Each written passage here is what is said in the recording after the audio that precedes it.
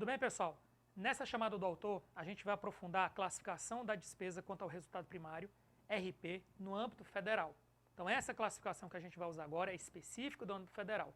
É óbvio que é bom você saber a diferença da despesa financeira para a despesa primária. Despesa financeira, juros, concessão de empréstimo, aquisição de títulos, amortização da dívida. São as 4 principais despesas financeiras. Mas, para fins de união, é importante que vocês saibam o seguinte. A gente vai separar quanto ao resultado primário, o orçamento em fiscal e seguridade social e investimento. Você já vai observar que o orçamento de investimento ele só é despesa primária. Por quê? Porque dentro do orçamento de investimento só tem despesa com investimento, que é despesa primária.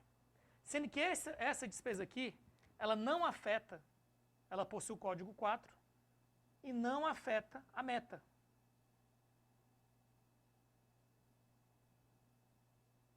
Não afeta a meta fiscal. Por que não afeta a meta fiscal? Porque a meta fiscal foi criada pela Lei de Responsabilidade Fiscal. E a LRF ela não se aplica ao orçamento de investimento, ela só se aplica ao orçamento fiscal e seguridade social. Vamos avançar. Aí você tem aqui o orçamento fiscal e seguridade social, a despesa financeira e primária. A despesa financeira, ela recebe o código 0 e ela não pode ser contingenciada. Quem diz isso? A própria LRF. Aí você tem a despesa primária, que vai se dividir em obrigatória e discricionária. A despesa primária e discricionária, que recebe o código 1, ela também não pode ser contingenciada. Quem diz isso? A própria LRF. Então a gente está vendo que a própria LRF ela já estabelece algumas despesas que não vão ser contingenciadas.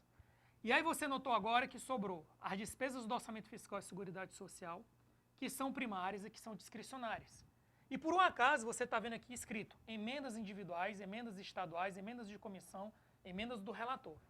Então, por mais que a gente saiba que as emendas constitucionais 86, 100, 102, 105 tornaram impositivas as emendas individuais e estaduais, a rigor, essas despesas são primárias e discricionárias. Tanto é que, se tiver uma que cumpriu uma meta fiscal, se tiver que fazer um contingenciamento para alcançar uma meta de resultado primário, essas emendas aqui elas não serão executadas.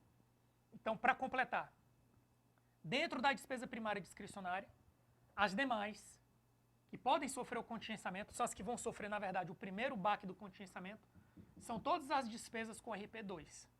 Por outro lado, vamos fazer agora de baixo para cima, essas outras despesas aqui, com os outros códigos, são as despesas que só vão sofrer contingenciamento, principalmente as individuais e as estaduais, se tiver que cumprir uma meta fiscal. Do contrário, ou tiver um impedimento técnico, do contrário, elas serão executadas.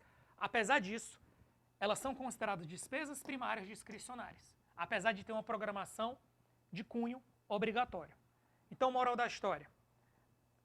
A despesa quanto ao resultado primário, ela possui essa diversidade de códigos, mas a gente consegue dividir ela em 2 grandes ramos. Orçamento fiscal e seguridade social e investimento. Dentro do orçamento fiscal e seguridade social, financeira e primária. Dentro da primária, o que é obrigatório e o que é discricionária. A maioria dos códigos está dentro da primária e discricionária, que são esses aqui.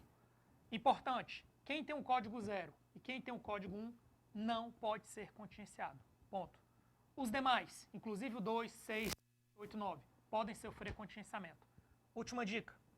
Quem tem um código 4 é porque pertence ao orçamento de investimento. O orçamento de investimento ele não afeta o cumprimento da meta fiscal. Então ele não impacta esse contingenciamento quando tem necessidade em função de cumprir a meta de resultado primário, porque a meta de resultado primário é uma meta criada pela LRF. E a LRF se aplica apenas ao orçamento fiscal e seguridade social. Ficamos por aqui, até a próxima.